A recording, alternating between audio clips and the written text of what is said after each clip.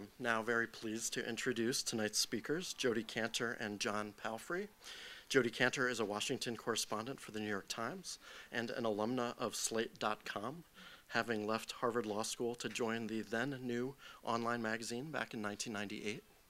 4 years later, she became the arts and leisure editor of the New York Times, revamping the section and helping lead a makeover of the Culture Report. She's been covering the Obamas since early 2007, also writing about numerous political figures along the way, including Hillary Clinton, John McCain, and Mitt Romney. Tonight, Ms. Kantor will be discussing her new book on the Obamas with Professor John Palfrey. John Palfrey is a Harvard Law School alum, in addition to being a professor and vice dean for library and information resources at the law school. He is also a faculty co-chair of the Berkman Center for Internet and Society and the author of various books on our increasingly digital lives. You've probably heard at least something about tonight's book. The Chicago Sun-Times recently wrote, "Much has been made about Jodi Kantor's new book, The Obamas. But above all the breathless headlines it has inspired, the book is a fascinating study on the isolating, constantly scrutinized nature of living in the White House. Kantor's thoroughly reported avalanche of anecdotes paints a portrait of four happy and grateful Chicagoans who nonetheless pine for home and surround themselves with what little pieces of it they can hold on to." We're very pleased to bring its author to Harvard Bookstore this evening. Please join me in welcoming Jodi Kantor and Professor John Palfrey. Jodi, this is such a treat to be here back in Harvard Square with you and to welcome you back to the zip code 02138. You may know part of the story, but Jodi started out as a law student in 1998, as did I, and the Harvard Law School is broken into sections, roughly speaking 110 students at a time, and Jodi was, without a doubt, the smartest kid in our section by all reports. But within 2 months, she decided she didn't want to be a law student, and before exams, I think, even kicked in, she had a job at Slate and had left us as a reporter. It was a crushing blow, but also it was easy to see that you would soar to these heights very quickly after not becoming a lawyer. So congratulations on this book, and I'm glad it's worked out so well, even though you didn't get past exams in the first part of the Harvard Law School. I wanted to start out actually with one of your own questions, if that's okay. In the beginning of the book, you frame the problem that you're taking up, and you say that the most difficult question, or the more difficult question, was the reverse: the impact of their partnership, the Obamas' partnership, their debates and differences, shared ideas about themselves, and deep hesitation about politics on the presidency, the job of the First Lady and the nation. In public, they smiled and waved, but how were the Obamas really reacting to the White House, and how was it affecting the rest of us? Seems to me that you built a lot of the book around this particular hard question. I wonder if you wouldn't mind starting there. Absolutely. First of all, thank you. Thank you all for coming. Thank you to the Harvard Bookstore. Thank you particularly to John. It is incredibly fun and satisfying to come back to Cambridge and be with you here tonight, even though your account of my work at Harvard Law School is exactly the kind of highly exaggerated account that could get you in a lot of faculty trouble. Members here who will back it up. But it really is. It's really special to see you all here. So thank you so much.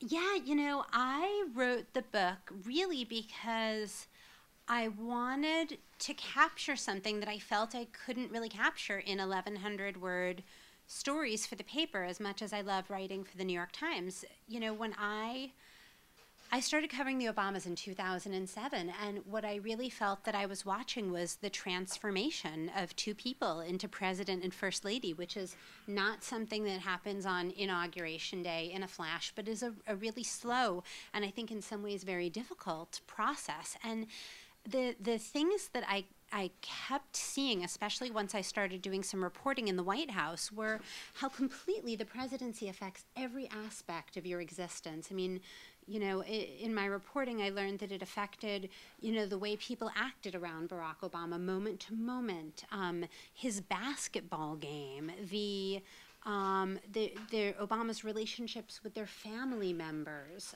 the way they kind of processed information in the world. And so I wanted to get at that total change. And I felt that it had a lot of consequence for us for a number of reasons. First of all, part of the reasons the Obamas were so appealing in 2008 is that they really seemed like citizens of the real world. So what happens when you put them into this extremely unusual, tense, constrained environment of the White House? The second thing is that the weird thing about the presidency is that it's so incredibly personal. You know, quirks and habits and mistakes that would not matter, frankly, in my job or yours or any of yours can matter tremendously and have consequences for the nation.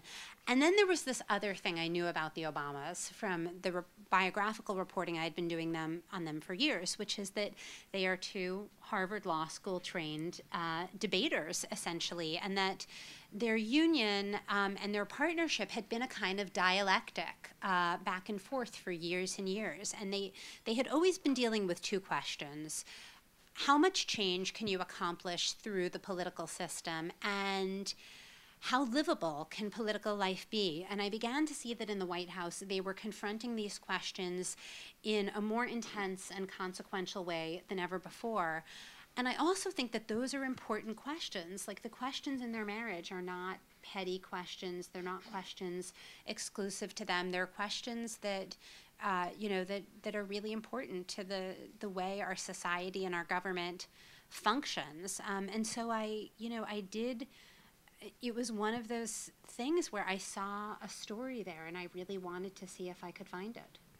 So I'm sure there are lots of very particular questions people have about the Obamas' marriage, and I would like to get to some of that too. But just sort of stepping back a little bit, after you've written this book and thought about it and had to answer a lot of these questions on this book tour, it seems like a lot of what you're centering the reporting on is actually Michelle Obama and her moral and intellectual and in many respects pervasive influence on the presidency. I wonder if you would reflect on that and what do you think that influence is and how that will play out over the next few years?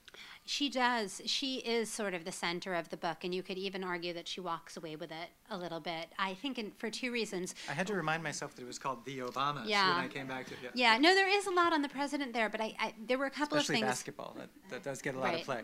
Yeah. First of all, in a way, she's the most dramatic character in the Obama story to me, because she, just a couple of years ago, was a hospital executive in Chicago, and she never really wanted this life. And, her objections to it weren't only the kind of, well, I'm a mom and I'm worried about my kids objections. As important as those are, she also had real worries about what could be accomplished in government, what could be accomplished through the legislative process. And when she gets to Washington, she is such a stranger in a strange land. She's so new in every way because she's never been the kind of typical, political wife clapping politely in the first row, listening to her husband's speech. There was a moment that Laura Bush's chief of staff told me about that I found really arresting. After Election Day 2008, Laura Bush showed Michelle Obama around the White House, and she took her to the sitting room in the private residence that has a little window that overlooks the Rose Garden and the Oval Office. And Laura Bush said to Michelle Obama, "My mother-in-law, Barbara Bush, showed this window to Hillary Clinton, and Hillary Clinton showed it to me, and I am showing it to you, and one day you will show it to your successor." And Laura Bush talked about how she used to just stand there at the window and look out at the Oval Office and the Rose Garden and kind of look out on what was going on at her husband's presidency, but she stood a little bit to the side so that nobody could see her. And that struck me as such a powerful metaphor for first ladyhood, because these women are so close to power. They are the only ones who really know what the president goes through. They experience the presidency so intensely, and yet they remain a little bit hidden. I guess I did want to bring Michelle Obama out of hiding a little bit, because this president is very hard to understand. I mean, I've said it a million times in my reporting, other people have. He really is an introvert. He's a complicated thinker. His thinking doesn't always track with conventional political thinking. Even though he's the memoirist in chief, while he's been the president, he hasn't always given us a clear sense of what he's thinking and what he wants to do and how he analyzes situations in every moment. And I felt that if we could understand Michelle Obama's reactions to what was going on in the presidency and experience her as a real human being with, concerns and anxieties and hopes for this presidency, then we would understand a lot more about some of the internal debates and conflicts and hopes and worries about the Obama story. One of the things in that interplay you make a great deal of in the book, and I don't mean to give too much up, there's so many wonderful parts of this book, so even if Jodi answers these questions perfectly and completely, you should still read the book.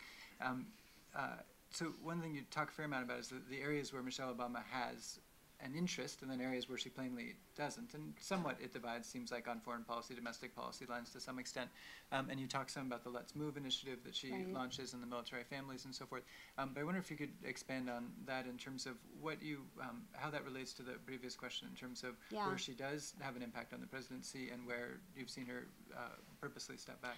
I'm glad you asked, because this was one of the areas where, a very strange experience for me as an author in the last couple of weeks has been seeing coverage of my own book. And there were times when I was watching cable TV or whatever, where I just wanted to hit the pause button and be able to step in and say, no, it wasn't really like that. It wasn't, you're not sort of, you have to look at the book itself and what I actually describe. And, something that I think is really important to understand about her influence is that this isn't the caricatured, meddling First Lady. There are no stories of Michelle Obama bursting into the West Wing in the summer of 2009 saying, the public option or bust. This is not a First Lady who immersed herself in policy details and wanted a kind of controlling stake in what was happening in the day-to-day decision-making of the presidency. Instead, the way aides and advisors have described her is much more the keeper of the Obama flame, the person who is most connected to the reasons he ran in the first place, who sees her husband as a transformational figure and not an everyday politician. And, in particular, I talk about her backing two initiatives that have something in common: healthcare reform, which eventually passed, and immigration reform, which didn't. And what those two have in common is that they were both ambitious, politically risky initiatives, right? Healthcare reform did cost the president a lot of political capital. Immigration reform he did spend political capital on it and still couldn't really get it passed. And I think it's really important not to remove the president from the equation. This is not like a sort of Lady Macbeth situation of her running things from behind and wanting to do these things, and and the president being a kind of passive figure. But what aides talked about were the fact that she really stressed the need to kind of reach past everyday Washington politics and reach for these big things, and that she was willing to pay political costs in a way that political advisors are not always willing to. Can we shift gears a little bit to your reporting process for this? Obviously, you had covered the Hillary Clinton campaign at one point in the last cycle, then you covered the Obamas, you write the wonderful New York Times Magazine piece on them, you have a lot of material from that, and then you decide to shift into book mode. Could you talk a little bit about the process you went through to get at the stories that you have here, and who was helpful and not, to the extent that you're willing to share that? No, absolutely. The White House really cooperated with this book. I had been, talking to people in Obama land for about 3 years by the time I started this. And the funny thing is that I don't know that I've ever written a story about the president or first lady that wasn't sensitive or touchy or delicate in some way. Actually, the first story I wrote about the president is connected to Harvard. It was about him as the president of the Harvard Law Review. But the second one, in the second one, I broke the news of the tensions between him and Jeremiah Wright. And so I was on the Jeremiah Wright story for a while. And, I've written about race. I've written about family. I've written about the Obama's marriage. So I always wrote these kind of deeply personal stories that were pretty sensitive and had a pretty good, working reportorial relationship. I think because some of those stories had been very hard to do, and we had managed to sort of work through it. So I ended up interviewing about I think the number is 33 current and former White House aides, also some of the Obama's closest friends. Also, there were other people, say from back in Chicago, who saw the Obamas occasionally, but were very helpful in filling in, like sort of, okay, this is the change I'm watching them go through, or here's an interesting encounter I had with them that tells us a lot. And the other thing that I think is very important to mention is that the book was fact-checked before publication by me and also by I hired a fact checker. So for all of the kind of, hue and cry over the book, the reporting has actually not really been disputed. Nobody's come forward to say, like, such and such didn't happen, or I never said that quote, or anything like that. So let's talk about the hue and cry, since I think most people would have encountered it some way on their way to the bookstore here. I made the mistake, as I told you, of reading David Remnick's review in the New Yorker before I read this, and it's always a mistake to read someone else's reviews before you've read the text. But I wonder what your reaction has been to the reaction to the book. There's kind of a meta story here, and in particular, if you can unpack some of the clearly weird politics that are playing out around the book, kind of the story associated with the story. You know what's so funny? When I started this project, I really panicked and even went to my editors at the Times and wondered if I should not go ahead with it because, I said to them, what if I don't find anything out? When you, at the paper, if you start a reporting project and it doesn't go very well, it's no big deal. It's like 3 days of wasted effort, and the institution is built to, you're doing something wrong if you don't have a couple of false starts, right? Whereas with a book, you're really throwing yourself into a void because as a reporter, you're saying, I didn't know, for example, that Michelle Obama was having a rough time in the White House initially when I started the book project. I didn't really know any of that. So I guess what I'm working up to is that the thing that did happen is that I did uncover, in a way, much more information than I expected to. And so when the book came out, it made a lot of headlines. So, every author wants to have an impact, so it's hard to complain about that. But I did find that there was a period of about a week where people were talking about the book in the abstract, and almost none of them had read the book. And curiously enough, one of them was the First Lady of the United States herself. And so Ron, my husband, is back here somewhere. Ron and I were watching TV that Thursday morning with our daughter Talia. We were like in our pajamas or something, and we saw Michelle Obama on CBS talk to Gayle King. And the conversation was very hard to parse because she said she hadn't read the book, and yet she seemed to be reacting to some of the furor around the book. And, that's what White House aides said later, that she wasn't sort of directly addressing it. And I was definitely surprised, by what she said about, I wasn't surprised that she said in general that she had been frustrated about being represented as an angry Black woman, because in my reporting I had always known that she had faced those stereotypes, especially during the 2008 campaign, and that, the Obamas have experienced both the pressures and possibilities of being the first African-American President and First Lady very intensely. But I guess the thing that I was surprised by was, any notion that I depicted her that way in this book. As most reviewers have said, she's depicted as a strong presence, absolutely an impassioned person and somebody who really cared about the presidency going well. But there's no place in the book where she's depicted as, like, quote unquote manipulative or, irrational, or anything like that. And I one of the things I really tried to do was discuss the experience of first ladies in general. And so I think there is a group of women who, in this book, she has a lot in common with, but it's not, it's not quote unquote angry Black women. It's first ladies.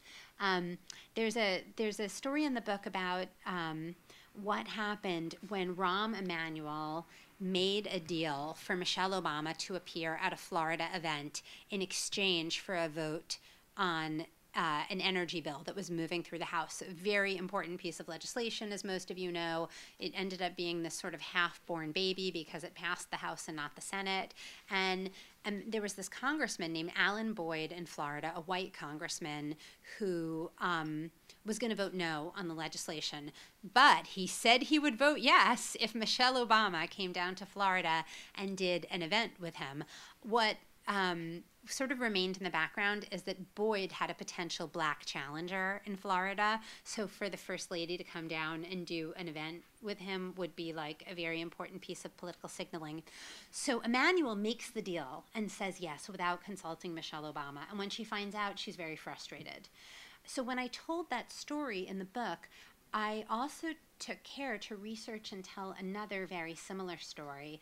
And lo and behold, something very similar had happened between Hillary Clinton and Rahm Emanuel. When she was First Lady, he had promised her presence at something without asking her. She had essentially the same reaction, which is like, hello, you're treating me like chopped liver, like I'm not a pawn to be moved around politically without my consultation. It's easier to do as mayor, I think. Yeah.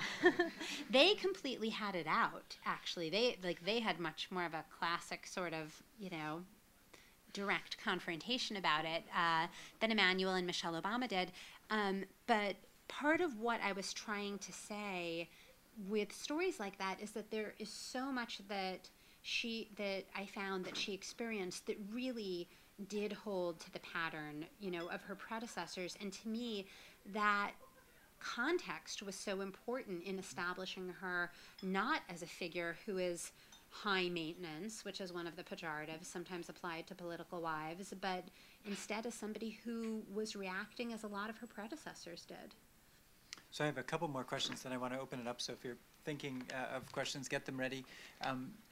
Speaking of relationships, one of the relationships you make a lot of and then gets picked up a fair amount in the coverage of your book is the Jarrett-Gibbs relationship. And I was curious why, of the many that were plausible to play out among White House aides, obviously they're both very important, why did you choose that, and how did that play really into the Obama story, as well as the kind of broader picture of the narrative you're trying to paint? I mean, Valerie Jarrett and Robert Gibbs represent two of the kind of opposite pressures in Obama world. On the one hand, they're both incredibly invested in the president's success, and I think both, in their way, kind of idealists, who want to see him fulfill the promise of his candidacy. But Gibbs, who's now has a slightly more distant relationship, he's now a kind of outside paid consultant to the campaign. Gibbs represents the kind of rules of the political world, right? I mean, he was the guy during the campaign, first during the Senate campaign, then during the presidential campaign, then in the White House, who had to defend everything to the outside world, right? And so he was constantly aware of the constraints, the things that you couldn't do, the need to be cautious, the limitations. And for the Obamas, I think those things were very hard to accept because there is this weird way in which they weren't kind of real politicos, right? I mean, not to over-burnish their innocence, but they were not creatures of green rooms. They were not used to living a public life in which everything was scrutinized. And Gibbs a little bit played like the enforcer of like, no, you can't do that. That's going to look really bad in public. Jarrett is this totally different person and personality. She is a really close friend and mentor of the Obamas, who's also taken on substantive responsibilities, first in the campaign and then in the White House. And she has this connection to the Obamas that almost nobody there has. I mean, she even goes on vacation with them. She's equally close to the president and First Lady. And that closeness, I saw in my reporting, has really protected and buoyed the Obamas as they've been through these huge transitions, but it's sometimes caused friction as well because there is a sense in which she's a little bit separate, from the other advisors and has this private relationship with them. So probably like if you're looking for your classic, Washington clash, probably the most spectacular scene in the book is this meeting in which they have a very difficult confrontation. Jarrett actually remains very calm, but Gibbs really loses it, and he ends up using the F word against the First Lady in a meeting. Not the President and First Lady weren't in the meeting. It was a staff meeting, but it was a shocking thing. And then when I talked to him about it, he turned around and said he actually wasn't upset at the First Lady. He was upset with Jarrett, and he used very harsh language, on the record in the book. He said things that are unusual. He said she's not trustworthy. She doesn't kind of play fairly. She promotes herself at the expense of other advisors. And to me, part of the lesson of that incident is that, the close-knit group of advisors who have surrounded the president have not always been as unified as they look from the outside. The thing that was always said in Washington is, oh, this president is so insular because he's got this tiny cadre of people around him, and they sort of talk to each other and don't talk to the outside world enough. But actually that group of people is quite diverse, and the strains within that group have grown very intense at times. It's very interesting. It's one of the wonderful things about the book is how you play those out. My last question for you, though, is it's an unquestion, actually. You've been on the book tour now and talking to the Jon Stewarts and others, but also more broadly in lots of bookstores like this. And I know that in my own experience, when I do the same talk over and over again, I get a bunch of questions in my mind, and then I call it like, that's question 91, and that's question 97, and Right. 97A and B. But I wonder if you might think through whether or not there's a question that you wished that you were to be asked and that you never actually get asked, and that maybe you would ask it of yourself and answer it. Oh, that's a great question. I didn't think I could stump Jodi Kantor. Yeah.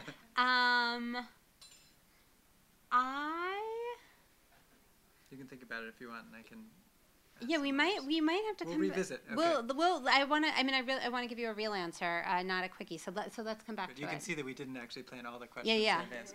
So I want to actually do a cold call on a fellow Harvard Law School professor who usually spends his time cold calling others. But earlier today, I was talking to my friend Jonathan Zittrain about this event, and he had a wonderful question. So I wonder if you would ask your hard question of Jodi as the first one. Was how would you react to the notion of a movie deal? Hachette gets approached by Hollywood to make this into a lightly fictionalized, as Joe Klein and Anonymous, or in the case of the Facebook movie. I think with I guess what's important to me as a journalist is that when things are fictionalized, they're labeled as such. I think that, first of all, there's no, that's not sort of a question I've been dealing with, so it's a pretty theoretical question at this point. I think that, if you see The Queen, which is a really, really great movie about Queen Elizabeth, and that is a fictional treatment, and in a way that writer uses fiction to go where no journalist could ever go because it takes place so inside the palace, and the Queen is such a locked away figure. And I really loved that movie and thought it was fabulous. And I also thought that it was a very honest movie in terms of it never claimed to be, a movie about sort of what actually happened. So I think something like that in theory is fine. I don't know that you could do, I guess what felt a little bit funny to me about the Facebook movie was that the real facts of Zuckerberg's life departed so much from the story that Sorkin told. And as a journalist, I did have some very, interesting conversations with colleagues about that. Like, that movie depicts him as a really asocial loner, but it turns out that he's been with the same girlfriend, for years and years and years. So that to me is like a little bit of a dicier situation. But I think it's related to your question also about how much of the truth you can really capture. I went into this project knowing that it would have the limitations of any journalistic project, that, whether it's a story we write for the New York Times, this book, or even if I had spent 10 years, working on the book and had even more access than I did, there's no capturing, to the extent that there is an omniscient, total, truth.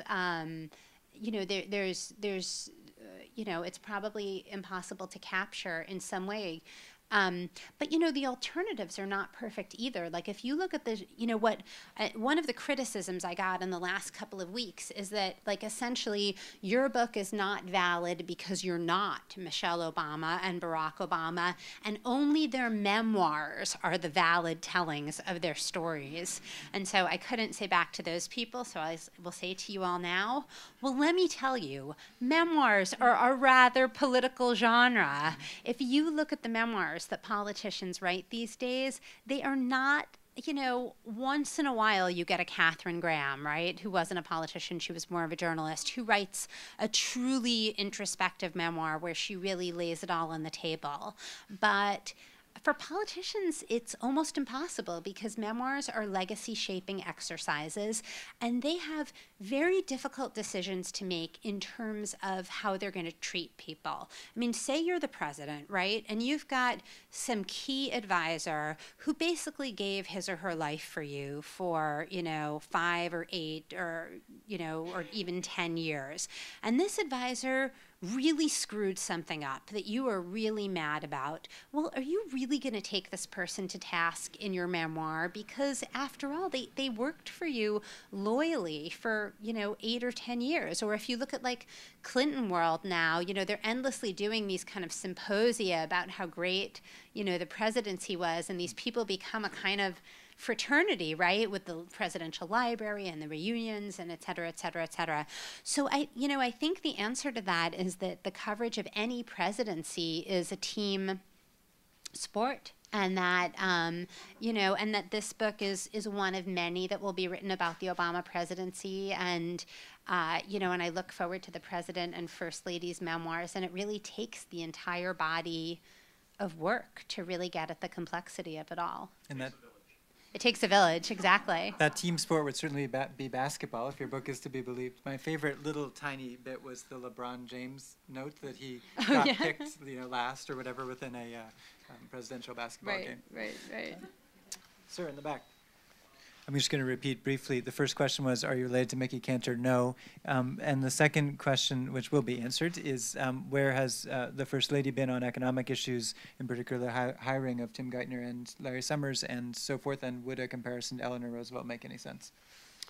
I do think the Eleanor comparison kind of hovers out there, right, for so many reasons. I mean, I think one of the reasons I think this First Lady is worth taking seriously is that, like Eleanor, she is somebody with a set of ideas about how society works, about opportunity and access and whatnot, that I think are very powerful and very much her own and based on her life experience. And I think it'll take time and history and potentially a second administration to see how apt the comparison really is. But I'm glad you mentioned it.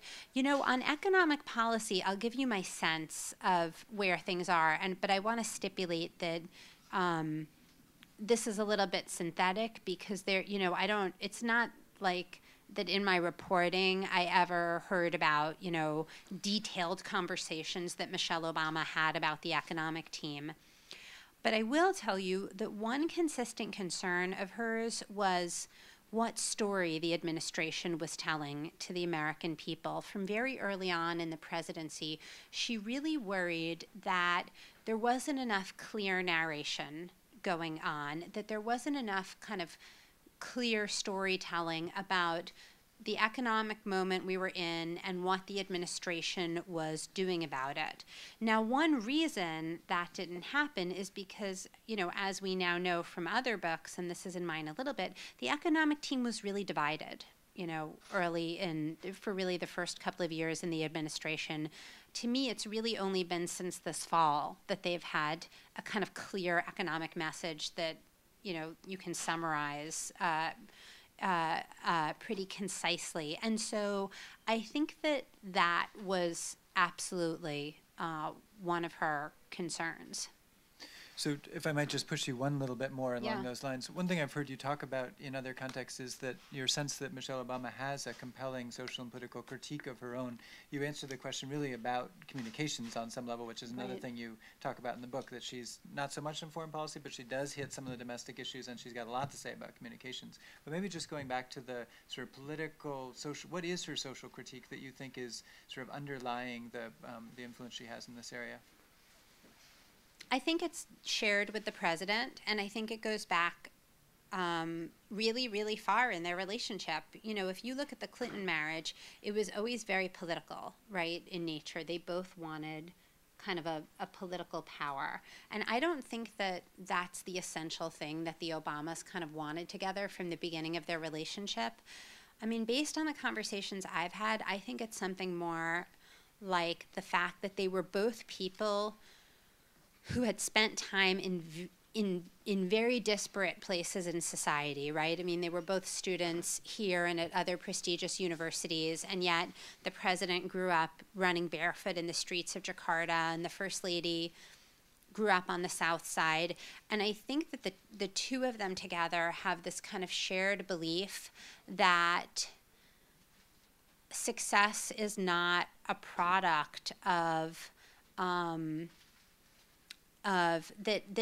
that people in Jakarta or on the South Street side of Chicago are not like less smart or less good, right, than people who, you know, went to Horace Mann and then get to come to Harvard. I think they believe. This is Boston. You need another. Yeah, they went Roxbury to Latin or something. Yeah, right? exactly. And I think they have really powerful shared beliefs about access and opportunity and fairness in society, but also they differ in a really important way, which is that the president has always chosen to carry out his vision of change in a pretty traditional way, especially for a community organizer. He's always been about the legislative process. He's kind of cast his lot with legislative bodies as a way of achieving change in society.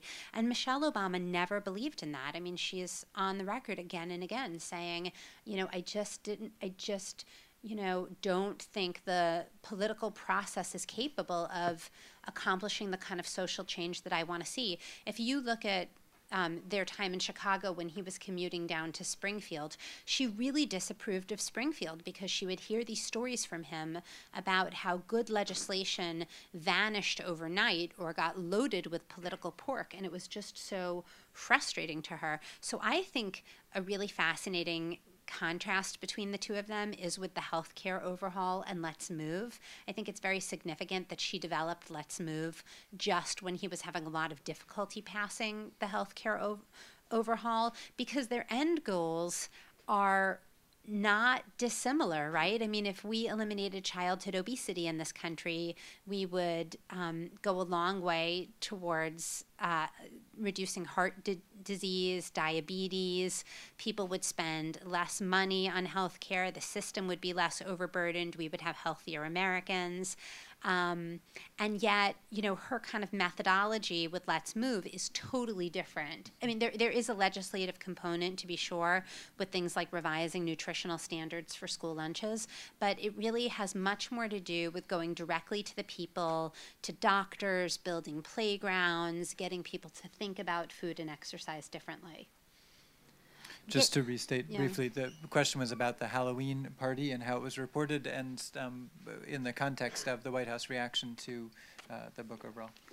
Well, so the facts in the book about the Halloween party are right. I'm not sure that they were reported the right way on cable TV, and the New York Post sort of took the story and ran with it. The Halloween celebrations that year had two components. There was a public component that was out on the North Portico with the president and first lady trick-or-treating and Washington area school kids coming for candy, and there were pool reports and photographers, and that was well documented. The part that stayed hush-hush was behind closed doors. and it was a more lavish party, but not the kind of wild bacchanal that has been described in some press reports. The administration was actually trying to do a very nice thing. The party was mostly for kids of military members, but there was, it was a pretty fabulous party. They got Johnny Depp and Tim Burton, who were releasing their Alice in Wonderland movie, to come. Tim Burton decorated, and Johnny Depp came in costume, and they put on like a pretty spectacular show for these kids. And what happened is that there was a lot of nervousness in the administration, especially on the kind of Robert Gibbs side, of any entertaining that looked too lavish or too Hollywood in light of what was going on economically. So the party inside was the part that was not documented. There was no pool reporter there. Burton's contribution, Depp's contribution were never acknowledged, et cetera, et cetera.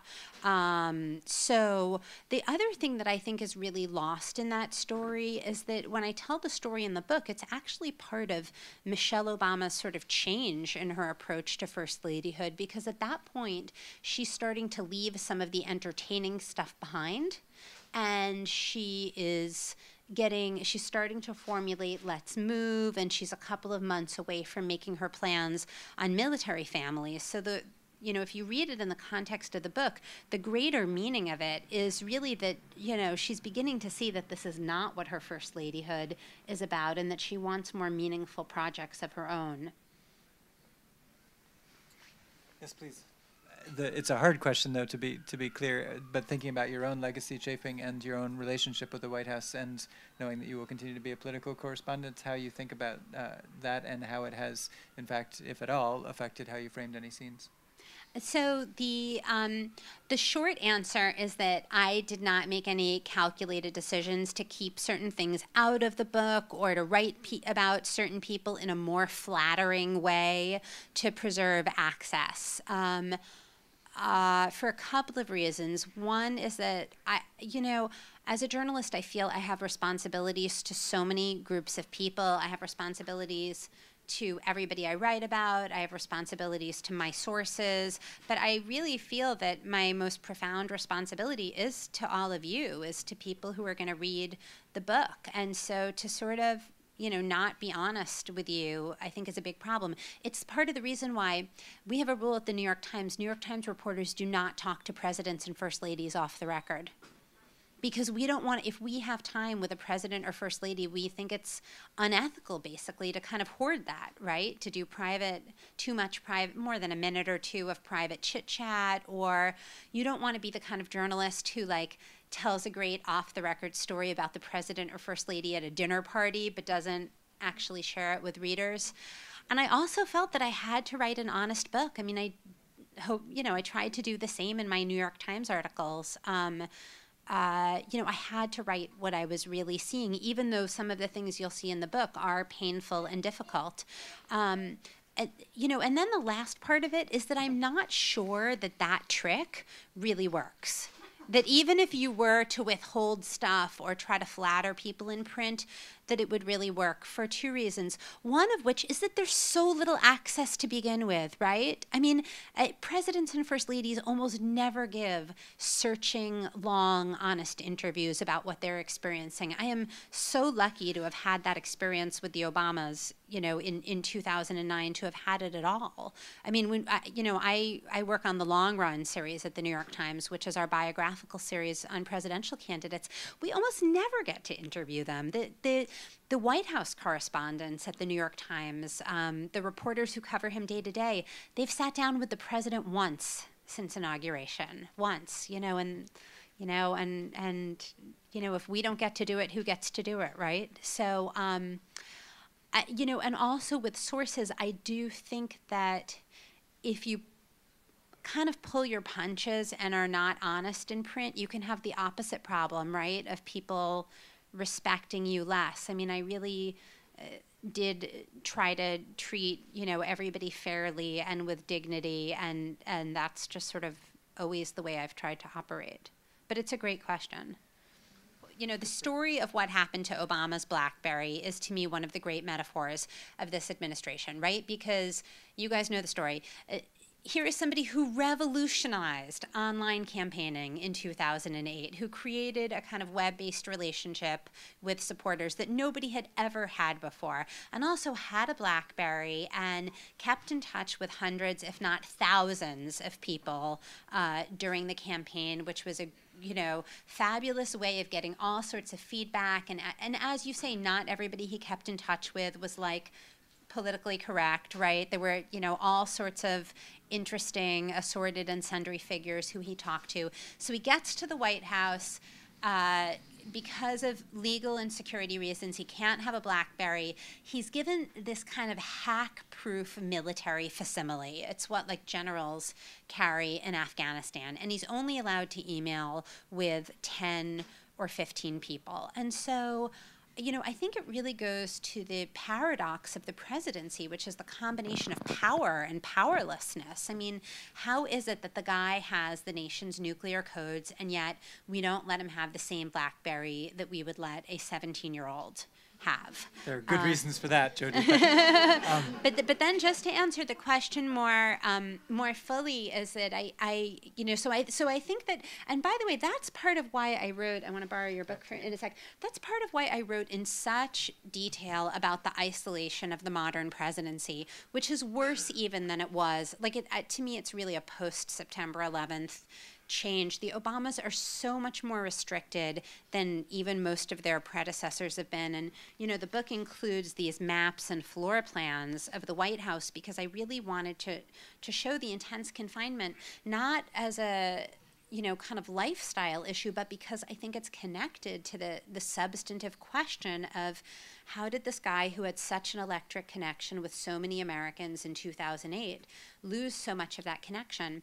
The last thing I'll say is that he is different in private.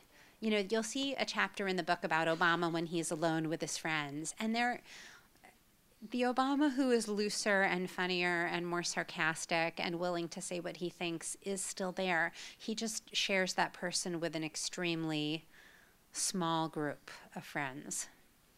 Question is, where do the Obamas get their news, and were they frustrated by the news cycle?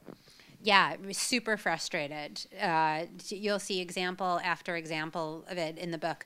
In terms of where they get their news, what I know is that the First Lady often reads the press clippings that are distributed throughout the White House.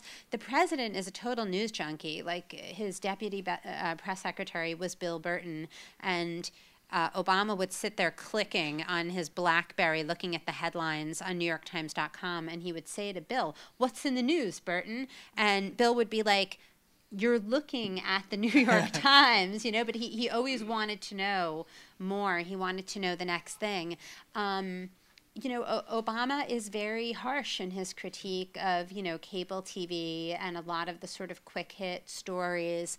He does prefer to read The Economist and The New Yorker. And there have been times, there's a story that takes place in the summer of 2010.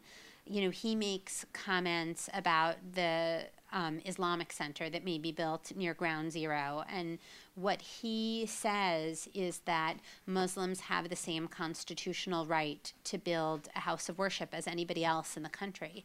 It gets interpreted and played as POTUS says build the mosque.